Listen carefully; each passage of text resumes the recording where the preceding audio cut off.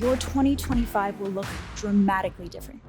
What you will see in your business is not just speed, but increasing speed. You will see your business start to charge forward and move faster, quarter over quarter, month over month, and a true snowball effect until your business becomes this unstoppable force rolling you towards your goals and maybe even past them. Hi, everyone. It is so phenomenal to be here with this group of people today presenting on this topic, and I mean absolutely every single word of that. These are not my slides, by the way, so while I'm talking, if we could switch those over, that'd be great. But that's actually perfect because I really do mean this. Like I sent in my normal slides on this topic a couple weeks ago. Team had what they needed to get everything ready today. And then a couple days ago, as I was preparing for this, I realized that this particular room of people, I want to take a slight spin on my normal presentation here because I think you guys are going to get it in a way that most audiences don't really get it. And so if I was to not have this title page, which you're about to see, erase that for a moment, the talk that I want to give today is how to set your business strategy the way you throw a really good punch. That's the conversation we're going to have today. And my promise to you is that by the end of it, not only are we going to understand how these two things are in fact related and what they have to do with each other, my promise to you is that if you take the information that I'm about to give you and you take the time between now and the end of the year to really think about it, to really implement it, my promise to you is that your 2025 will look dramatically different. What you will see in your business is not just speed, but increasing speed. You will see your business start to charge forward and move faster, quarter over quarter, month over month, until you are creating what is better than speed, in my opinion, which is momentum. And a true snowball effect until your business becomes this unstoppable force rolling you towards your goals and maybe even past them. And those bold, ambitious things you want to create for yourself in 2025. Is that an okay promise to make to you all? Okay, well, let's see if I can keep it. We'll find out. All right, here we go. So Adam gave me a really warm and beautiful introduction. You can read this if you want to. Guys, really the only thing that you need to know about me, I am an absolute operations nerd.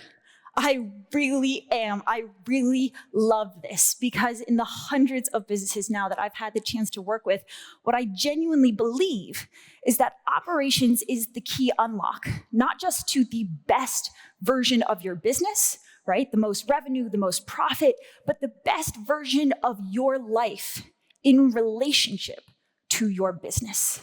The freedom that you have to spend time with your loved ones, the impact that you're able to make on your community. We can build good businesses, but without operations, we will never build great businesses, and we will never be the version of ourselves as a founder capable of creating that great business. I genuinely believe this to my core, which is why I'm so excited to be presenting to you all today. So, if I look at that title, How Business Strategy is Like Throwing a Really Good Punch, the obvious question, the important question that stands out to me is, well, what the hell is strategy, right? Other than some nice corporate lingo, jargon, buzzword, what is strategy and why do I need it? Because I feel like I'm doing pretty good, right?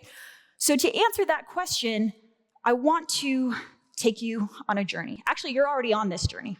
You're on this journey, I'm on this journey. It's the same exact journey every single entrepreneur in this room is on, which is the journey of our business, the journey between where we stand today, the version of ourselves, the version of our company that we have today, and where we are trying to go, the end goal.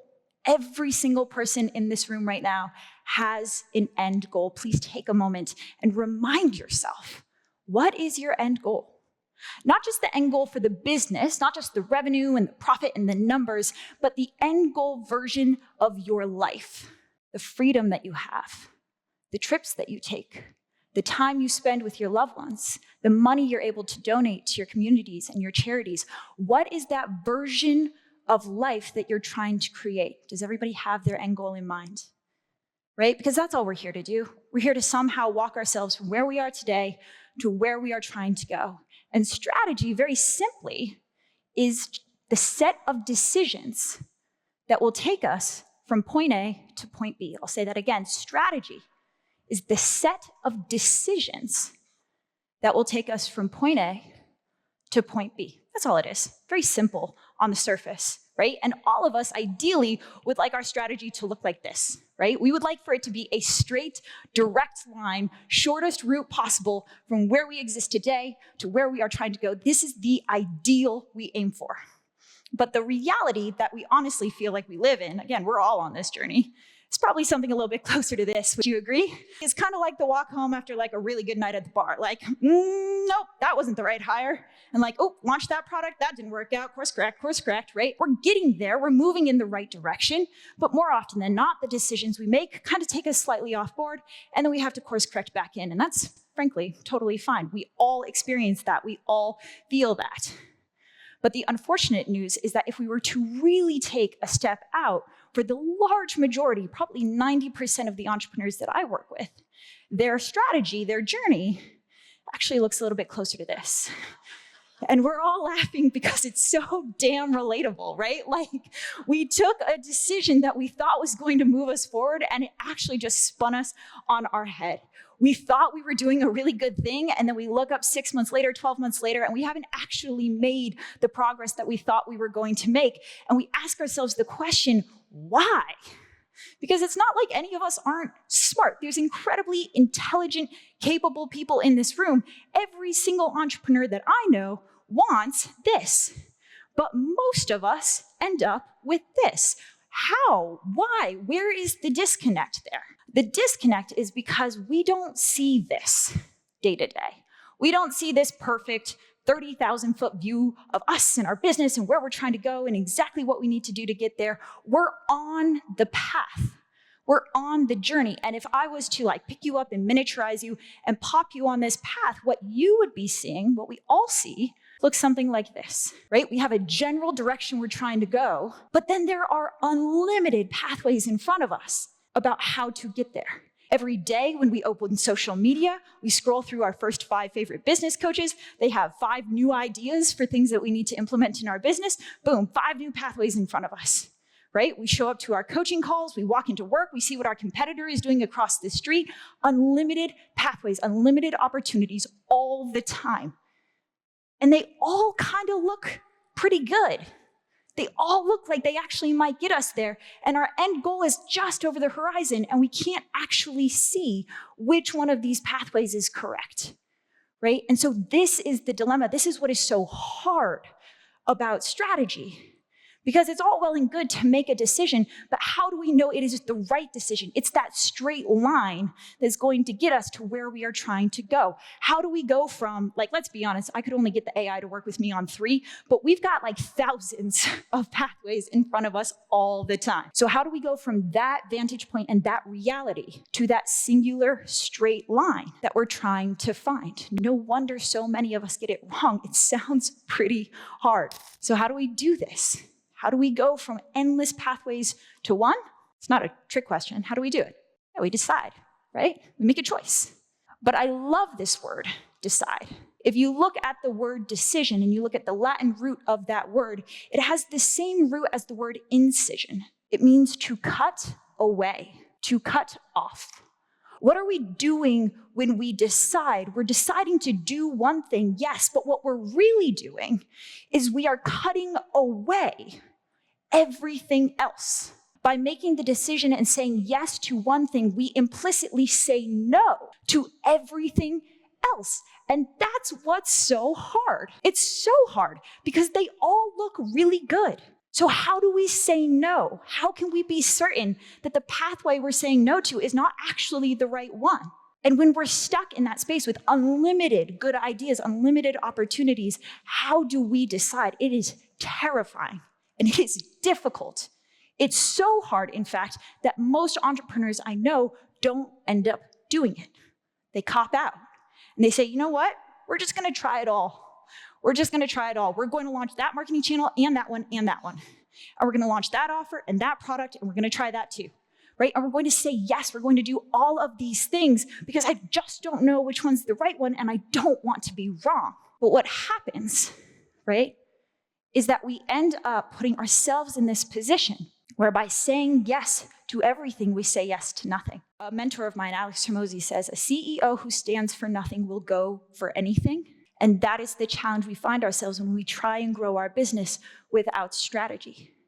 And the clients that come to me who struggle with this, I ask them a simple question. I say, what would you rather have? Would you rather your team, your organization, would you rather it be a lamp or a laser? What I mean by that is that we all know that there is a finite amount of energy, right, that we have in our business to work with. We have our energy, our team's energy. It's kind of all we got. So with that finite amount of energy, let's imagine that as light for a moment. How would you like to spend it? Do you want that energy to be cast in 360 degrees all around, a nice diffuse dim light in all directions? Or do you want to take that exact same amount of energy and make it a laser? Channel it, focus it in a singular direction. Because a lamp will light up a room, but a laser will burn a hole through a damn wall, right? Which would we rather have? And this is where we get to, for you guys, what strategy has to do with throwing a good punch, because I realize is that you understand this better than probably any other group of people. How do we throw a punch, guys? You're about to see my 8th grade orange belt karate skills here. How do we throw a punch, right? We're taking all the, and correct me if I'm wrong, but we're taking all the energy in our entire being, our entire body, we're channeling it, we're focusing it, and we're driving it forward into it. Thank you, thank you. Wow, I didn't expect that, thank you so much, right? We're taking all of this energy, we're harnessing it, and we're driving it forward through a single point of focus. You want a powerful punch, that energy needs to be focused, right? Okay, thank you. Orange belt. So what do we want? Do we want a lamp or a laser? We want a laser. And so my invite, if there's one concept that I ask you to take away from this presentation, is that you already understand this so intrinsically within yourselves. Cast that out to your organization. You have this finite energy within your company, and just as you do within yourself, your job is to take all of that energy, harness it, wrangle it, and focus it through a singular line of focus. Not by doing more, but actually by doing less. We need to take this wide open green field of unlimited opportunity that we all live in all the time. And through a method that I'm about to show you, we have to wrangle and focus and constrain and wrangle and focus and constrain and bring all of that energy forward into a singular point. Because the chances of us looking at those unlimited options and picking the right one is much easier when we're trying to choose 1 out of 3 right fit possibilities versus 1 out of 1,000 every day. And Adam actually alluded to this in his presentation, right? Decisions get made for me when I've got the right strategy in place. Not because I know what to say yes to, but because I know what to say no to. And when we go from a wide open green meadow to a tiny like bowling alley's worth of availability, all of a sudden, all these decisions just go away. All of these options become easier. And while we can still play and maneuver and experiment and try things, we are focused forward and we know the decisions in front of us will get us to where we are trying to go. So this is the process that I want to walk you through today. We are going to, if it's all right with you, spend the rest of our time walking through 5 key decisions. 5 decisions that are going to take us from wide open green meadow to bowling alley, that are going to take our energy from lamp to laser. Is that okay? All right, so 5 key decisions across 3 core questions. Those questions are what, who, and how. We're going to take these one at a time. What? Let's start there. What, as in, what are we doing here? Quite literally, like, what the hell are we all doing here? More specifically, what is my business here to accomplish? How many of you have a mission statement or a vision statement for your business? Awesome. Okay, great. It's no worries if you don't. And I've coached this to a lot of people, and I was always like, mission and vision, that's kind of a lot. We're a startup, we don't really know. So I just went ahead and combined it into what I call the mission statement. The mission statement answers this question. What outcome is your business creating in the world, and why does it matter, right? So even if you haven't taken the time to put pen to paper for this, you know, intrinsically you know, right? What are you here to create, and why does it matter?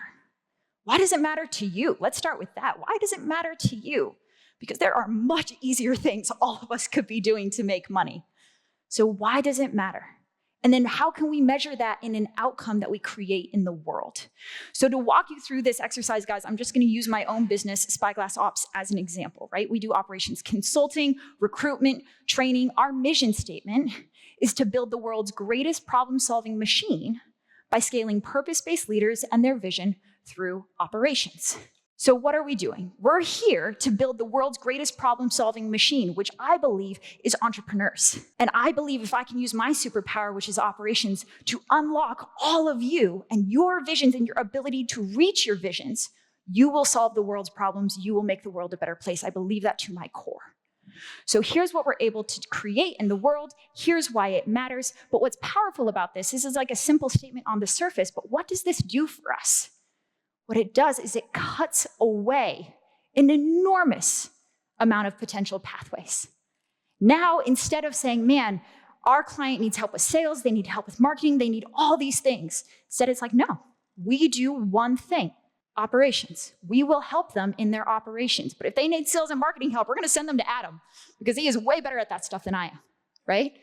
We will not work with any non-purpose-based clients. We're just not gonna do it. It's not in alignment with our mission statement. Therefore, it is not an option on the table. It cuts away the possibility. We're not gonna work with non-leaders, so we don't work directly with the teams. We work with CEOs and their operators, their leadership team, right?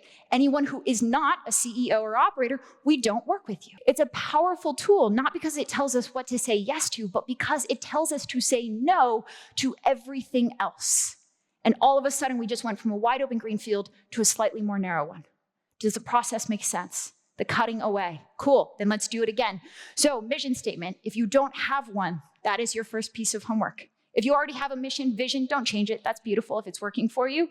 But we need to know for ourselves first, what are we here to create? Then let's go to who. The who question breaks it down into two parts. Who are you and who do you serve? So who are you? The tool that companies use to answer that question is core values. Who here has written down, codified core values? More of you. Love that. Love to see that. And again, you do have core values. You may have just not written them down. We don't have enough time today for me to walk you through my core values exercise. The very good news is, at the end of this, I'm giving you all a free gift with my step-by-step on how to create all of these things, your mission statement, your core values. So if you don't have any of these things, don't worry, that guidance is coming for you. These are our 4 core values. And what I love about core values is that you get between 3 to 5. That's it. Which means that for all the values outside of that, we are automatically saying no. Now, that doesn't mean that if my core value doesn't have niceness on it, that I can't be a nice person, right? It just means it's not who I be. It's not who I attract. It's not who I am at my core. My company is at my core. And it's not the type of client that we're going to attract, right? On the client side, who do you serve? I think everybody tells us we have to pick a niche, right? That's a big one. We have to pick a niche. But I don't think that niche is specific enough. Again, it doesn't eliminate enough. And so the tool that I recommend you use, you may already have it, is called the ideal client avatar.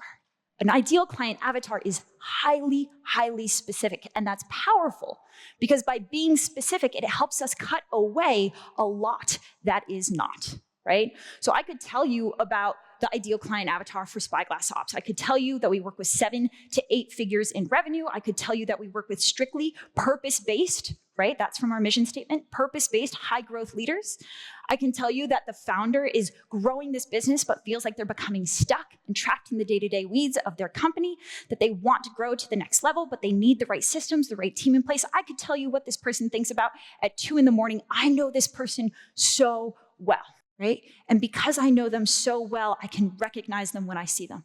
I can speak to them in my marketing. I can talk to them like a human being that I know them to be when I'm on a sales call, and my team can do the same. And most importantly, we can recognize when we are not talking to that person. And we can tell them honestly and with all the love in the world, I actually don't think we're the right thing for you right now. But here's a referral to our friend who I think will be able to help you better. And we can know what to say no to, and save ourselves an enormous amount of time on the back end, bending over backwards for a client that we shouldn't have been working with in the first place. How many people have accidentally done this, right?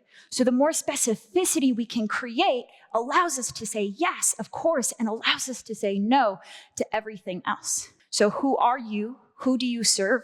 That is our next layer of constraint. For me, that means we're not working with anybody below 7 figures, people who are just starting out.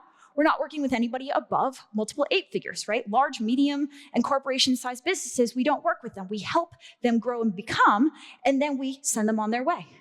We don't work with people who aren't core values aligned, right? So I just took the market in even the US, which is hundreds of millions of startup businesses, and I said, nope, we're gonna work with just probably these few 100,000 that meet this specific avatar. Now that's still a plenty big market, and it allows me and my team absolute focus when it comes to serving those people better than anything else. Do we see the process here, guys?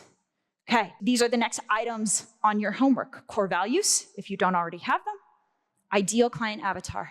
And again, I have an exercise that I will provide to you all to walk you through it in creating these things if you don't already have them. Good, let's keep going. The third question, the question we're going to spend the most amount of time on is how, right? How are we going to get there? There are actually 3 layers to this question. 3 layers that we need to answer first for ourselves so we can then deliver it to our teams. Adam, I so love you for this. Vivid vision. Guys, if you hear something mentioned on a stage twice, probably write that one down. So I'm not gonna get into this because he did such a beautiful job covering it. But if you don't already have that 3-year vision, right? Cameron Harold, he's a former business partner of mine. He's absolutely brilliant, and he will help guide you through the process of creating a rich, colorful 3-year vision. A 3-year vision is not just, I wanna make this much money in revenue and this much money in profit, because that doesn't eliminate anything. I want to 3x my business. There's only about 100,000 different ways that you could possibly 3x your business. It doesn't serve you when it comes to taking pathways off the table. So we have to go deeper. We have to go more granular. What is our team culture going to be like? Cool, if I have a super crystal clear understanding of my team culture, as Adam pointed out, if I have a toxic team member, there is no decision. The decision has already been made because this person doesn't align with where I'm going, right? If I know exactly what I want my brand and my marketing to be in this space, and then an incredible marketing agency that works so well for the person down the street comes to me and says, we're gonna blow you up through terrible cold email campaigns, you'd be like, awesome, not for me, no. Because it's not in alignment with how I know I want my brand and my marketing to look, right? So the more you can get clear on what you say yes to, the more the no's become easy. They become easy, they fall away. So these are all of the components that your 3-year vision should contain. Culture, what products and services are you offering? What is the customer experience? How do they feel going through your process, right? Brand and marketing, yes, financial success, of course, revenue, profit, but see how that's like only one of 7, and it's like not even the top one on the list, right? What does your physical space look like? We just watched a video where they were able to expand, and they were clear, remember? In the video, they're like, we're gonna get that pizza parlor and that nail salon. Hell yeah, get it. Because they know, and they're clear on it, and they can drive towards it. And when the incredible space across the street opens up, they're like, nope, it's not the vision. The vision is this space. We understand it, we know it to be true. And then impact and contribution. What I love about this room is everybody here is purpose-based. You are those people. You know that to be true. So what is the level of impact you want your business to have 3 years from now? Really ask yourself and dream into that question. So my recommendation with the Vivid Vision, guys, is that you give yourself spaciousness to come up with it. Meaning, for me, this looks like taking a journal and going up and hiking into the mountains and sitting by a beautiful lake and just sitting there and dreaming into it. Put yourself in your creative space. We as founders are the first to sacrifice our time when it comes to the day-to-day that needs to get done in our business. But hear me when I say that what your business actually needs from you is this: clarity on where you're going. There is literally no one in your company that you can delegate this to. Literally everything else can and should and eventually will be delegated, but this cannot. So if you are sacrificing this and spending all of your time running the day-to-day details of the company, you are sacrificing the well-being of your business's ability to make strong decisions. Prioritize this. When I ask you to take the time between now and the end of the year to do this, I'm saying grab a journal and go to a lake, or do whatever the version of that is for you to get clear on this. Can you promise me that? Okay, perfect. We got one. He's gonna crush it next year, just wait. All right, here we go. So that's the first layer of the how question, right? That 3-year layer. And again, it It eliminates toxic team members. For me, this actually means eliminating a physical office altogether. I'm very clear that in 3 years, my company will still be remote. So cool, I don't have to put any thought or idea into how I might create an office for myself. Off-brand marketing, again, they cut away, they just disappear off the radar. Layer 2 to the question, how is the 1 year roadmap? Like 3 years is beautiful, a vivid vision is beautiful, but it is still quite vague, it's still quite broad. So now we need to bring it down to the granular, now we need to bring it down to the numbers. So this is where we get to the math portion of this presentation, bear with me. The 3 North Star metrics that I recommend you know for your business, again, we're talking about 2025 here, are impact and growth, profit, revenue. I actually recommend listing these out in this order, not revenue first, because we're purpose-based entrepreneurs in this room. Meaning the revenue, all right, I want a company that does 500K a month by the end of next year. But do I really care if it does 499K? I really don't, right? The revenue doesn't actually matter. To me personally, it might be different for you, but for me personally, the revenue doesn't actually matter. What matters to me is the impact. The number of people and the scale of the impact I will have. Revenue is just a mechanism. I'm going to just have to create revenue in order to build a vehicle big enough to achieve that impact. Revenue is a lagging indicator. Impact is what I'm here for. So we set impact first, and impact will tell us what the revenue and the profit need to be. Does that make sense? Cool. Profit is about taking care of yourself. Having enough money to reinvest into the business, for sure, and having enough money to reinvest into yourself, your loved ones, and the version of your life that you're clear that you're building. Prioritize profit, right? Nobody can pour out of an empty cup. We can't pay anybody else if we're not paying ourselves. Profit and then revenue. This is where we really get into the numbers. Revenue, everybody understands this. But in fact, we need to go 2 layers deeper here. The first layer is that there are only 2 ways to grow your business. Hormozi taught me this. There are only 2 ways. We really overcomplicate it. There are 2 ways to grow your business. You can have more people pay you money, or you can have each person pay you more. More customers or higher lifetime value. Acquisition, lifetime value. These are the only 2 growth levers we have in our business. So if I say I want my revenue to be 500K per month, well, what am I saying? Do I want 5 people to pay me $100,000? Or do I want 100 people to pay me $5,000? Those will both get me there, right? But those are 2 dramatically different versions of my business. So what are the numbers telling me I'm creating? Revenue, fantastic, but broken down by what? Is this a high volume model? Is it a high touch? Do we want to be the best experience and highest end experience on the market? Because then we will price ourselves differently and we will work with fewer people. And then I can make all of my strategic decisions in alignment with that clarity. Does this make sense? I'm seeing some nods. Okay, cool.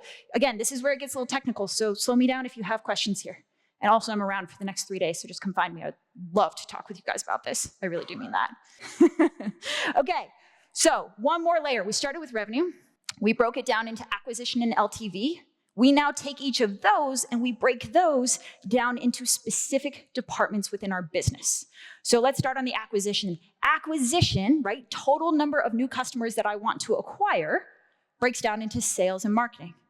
So let's start with sales first. Let's say that I want to acquire 30 new customers every single month on average by the end of 2025. Okay, I'm making these up as I go, so check me on my math. 30 new customers acquired, and let's say that we know that we close 1 in 10 leads that comes through the door to becoming a potential customer.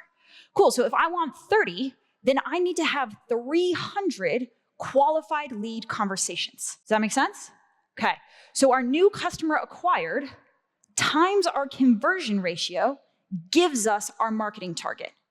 And now I know exactly what sales is going to look like 12 months from now, and I know exactly what marketing needs to look like 12 months from now. I don't know how we're gonna get there yet, but I know how to measure success. And what is so powerful about this is that you then give that to your team. You go to your head of sales, maybe that's you, so you put on your head of sales hat, and you give them, this is your head of sales target. You go to your marketing team. This is the goal that we need to create between now and the end of the year. Because what's powerful about strategy, guys, is that it focuses you, but again, you're only one person. And if we're trying to take all the energy of our team from a lamp to a laser, how much more powerful is it if everyone in our company and all of their energy is just as clearly aligned and focused as ours? So the power of these decisions is that they then give you the clarity on how to guide your team. You now have a measurable North Star metric for your sales team. You have a measurable North Star metric for your marketing team. That's acquisition, questions on acquisition. So then lifetime value. If you don't know this number, know this number. Again, between now and the end of the year, I've given you guys plenty of time to get with your team to figure out how you're gonna track this. Lifetime value is the average revenue one customer will pay you over the course of their whole life. And it is an incredibly powerful growth lever in your business. Lifetime value breaks down into two metrics, monthly recurring revenue and monthly retention, meaning on average, how much is one customer paying us per month? And then how many months do they pay us? That's it, right? How much are they paying us per month times how many months on average do they pay us? These are the two measures that our customer success team, which in your case is coaches, have to work with. And the question you're giving them is, hey, I found out our lifetime value is this. Our average retention, let's say, is 5 months right now. And by the end of the year, I want to double our LTV by increasing that retention to 10 months. How are we going to make that happen? And now your team is like, well, actually, boss, I've had some ideas around this. I was talking to a parent the other day, and they were saying it would be really awesome because the next step for their kid looks like this, and they really wanted to see that. And now your team is actually starting to proactively innovate alongside you because they have clarity around where you're trying to go. If right now you feel frustrated, like your team is like almost like a ball and chain that you're having to drag along behind you, like they're waiting always for you to come up with the next decision or the next thing that's going to get done, I promise you it's not because your team is incapable of critical thought or innovation or proactive action. I can almost guarantee you it's because they don't know where you're going. And none of us, no matter how of a high performer A player we are, none of us can run a race if we don't know where the finish line is. So our job is to set the finish line and then individualize that to our team. Here's the finish line for the company. But here's the finish line for your role. Run towards it. And all of a sudden, you will see your team start to run. This is where speed comes from. Because not only have you unlocked innovation and creativity, you've also focused it so that they are running in a singular direction. And they are running where before they were kind of plodding along behind you, probably really, really frustrating to you. Cool. Lifetime value. Here's our monthly recurring revenue target. Here's our retention target. That will tell us what our products need to be. Because our products and our pricing for those products need to be the products that will give us that level of monthly retention and that level of monthly recurring revenue. See how the decisions make themselves, right? And the hard part with strategy, again, we covered this, is saying no. The reason saying no is so hard is because we don't like feeling confined. We don't like feeling constrained. We don't like feeling like I can't chase that opportunity if it feels really good. But what's powerful about it is that by no means am I telling you to no longer innovate. In fact, quite the opposite, I am giving you clarity on where to innovate. Where do we need to innovate? We need to innovate in the gaps between our performance today and our performance 12 months from now. If my sales numbers are not where I want them to be, then I need to innovate on a new sales strategy and process that will get us there. If my marketing is not where I want it to be, then I need to innovate and I need to work with Adam and his team to get my marketing to those numbers, right? In fact, I now know exactly where to put my creative focus. My team knows exactly where to put their creative focus. It's in closing the gap. So now instead of imagining worlds of unlimited opportunities, I am focusing on specific problems. And I'm able to measure my progress when it comes to solving those problems over the next 12 months. So this is the identification of the gap between where I'd like us to be department by department versus the gap of being like, I want to 3x my revenue in the next 12 months, but I have literally no idea how we're going to do that, right? Thoughts and prayers. We do better because you deserve better, because your team deserves better, and because your clients and your community deserve better. You want to have your highest level of impact. We have to know more than just that we're going to get there, more than just that inner conviction. We need to know how it's going to happen. Okay, third level down, 90 days. So we've gone from 3 years, that was our rich, colorful, vivid vision, down to 1 year. This is where we create quantifiable goals and targets, down to 90 days. 90 days is the timeline on which we take action. So we've converted from vision into action. Action looks like priorities. You can tell I like Latin roots. Fun fact about the word priorities is that in Latin, there is no plural of that word. It is just priority. Because what is a priority? It is the one thing that will get done. And then we westernized it and we were like, no, I will have 10 priorities, right? But it reduces the whole point. We say yes to everything, which means we say yes to nothing. So I would recommend, if you can, a single 90-day, I call it objective. What is the one thing that if we were to achieve this objective in my business over the next 90 days, it would move us towards our 1-year vision, more effective, faster than anything else. The book I would recommend for this is called The One Thing, and it can be summed up in a single sentence. What is the one thing such that by doing it, everything else becomes easier or unnecessary? When it comes to setting priorities, guys, we're asking ourselves, what is leverage? What is the one thing such that by doing it, everything else becomes easier or unnecessary? That is the objective we set for ourselves on a 90-day basis. And then we break that down. So I'm giving you 1 to 3 because I'm nice, but really it should just be 1. And then we break that down into actionable tasks each week, each month. What are the major actionable milestones that now need to be achieved in order for us to reach that priority? This tells us what we need to work on. How many of us feel like we're stuck working in our businesses, not working on them? All of us, all the time. This is what we work on. Just one thing. And this is what your team works on. They work on closing the gap between the performance in their department today and the performance that they're trying to create 90 days from now, right? So your whole team is now working on the business in addition to working in it. And this is where we create speed. This is where we create momentum.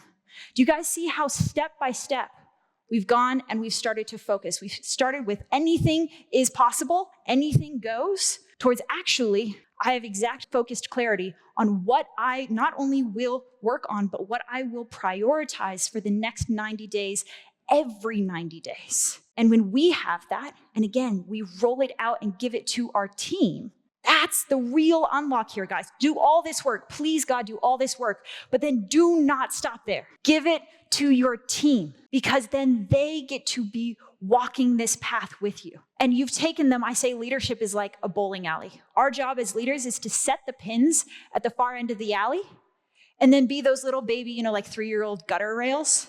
That's our job for our team, right? What we're offering them in all of this clarity is constraints. Innovate, play, come up with new ideas. I want to hear your ideas within this bowling alley of focus towards these goals, to close these gaps. And all of a sudden, your team is going to pop off. They're going to have all these ideas and all this excitement because all of a sudden they understand, here's where we're going and here's how I can help us get there. And we stop doing this. Remember this? Because don't we all want this? I promised you speed. Which one of these is faster? I promised you momentum. Which one of these allows us to create momentum? There is no momentum on this graph. Unless we're getting really good at going in circles, there's no momentum here, right? When we create that singular focus, we create our ability to build and stack that energy until it becomes unstoppable. And then we maintain it. Because I promise you, sitting on a lily pad up on a lake with your journal feels really awesome. And then you come back to earth and you go into work on Monday and everything is a mess and it all goes out the window. So how do we maintain this? We build it into, again, rhythms. We have our quarterly rhythm. So that's a leadership strategic intensive. How many people take 1 to 2 days, either by themselves or if you have a leadership team, to ask yourself these questions and set your 90-day priorities? None of us, 1 of us. Okay, 2 of us, amazing. Because this room is about to transform.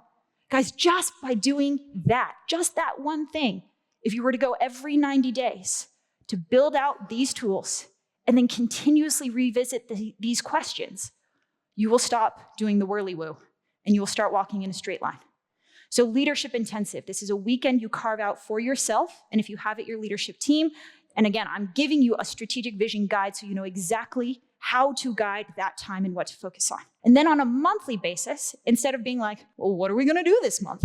Every month we're asking ourselves the question, are we on track or off track towards our 90-day priorities? And if we're off track, what do we need to do to course correct? Very simple question. Are we on track or off track? We know. What do we need to do to course correct? Cool, that's where we're going to focus, that's where we're going to innovate. Then on a weekly basis, how many of you have a weekly call with your team or a meeting, a huddle? Yeah, most of us. But how many of those huddles are just like, so what happened? And what do you need help with? We're not working on the business, we're intrinsically reactive in that way. Versus if every single week we showed up and we said, what is the number one thing you will do this week, such that by doing it, everything else that you need to do to reach your 90-day priority becomes easier or unnecessary. So now you have a weekly priority, and so does everyone else. We're focusing on improving the customer happiness journey in this way. We're focusing on looking at those feedback forms this week, right? We have clear priorities that allow us to gradually, incrementally, but relentlessly move forward. And she's like, ooh. Yeah, I just came up with that. And then daily, right? What is beautiful about this is that on a day-to-day basis, your team knows what to work on now. How many of you feel like you run around every day telling your team, work on this, do this, where are we at with this? Did you finish that? Why isn't that done? On a day-over-day basis, that should not be necessary. It's only necessary because your team doesn't know what they should be doing, what to work on. But if that is laid out clearly and broken down weekly, then every single day, they are self-managing when it comes to their own priorities and tasks. Does that make sense? Beautiful. You ready? You guys are really ambitious. That was a ton of information. I know that to be true. It would be absolutely shitty of me to just give you all of that and then just fly away and send you into the world. So what I wanted to offer you, again, totally for free, this is my strategic vision guide. This is the process I walk through with my clients, with my team, and it gives you the step-by-step questions that you need to answer to create your mission statement, your core values, your ideal client avatar, your vivid vision, your one-year roadmap, your 90-day objective. Is it a lot of work? Yes. Is it the thing that will allow you to take all of this lamplight energy and focus it through a singular forward point? To take all of the hard work, you're already doing the work. You're already putting in the hours. The question is just, how well is it getting you to where you want to go? And when we take all of that energy and we wrangle it and we focus it and we constrain it and we give it to our team and we get everybody on board, all of a sudden we give ourselves that opportunity to throw a really good punch. That's it. Thank you, guys.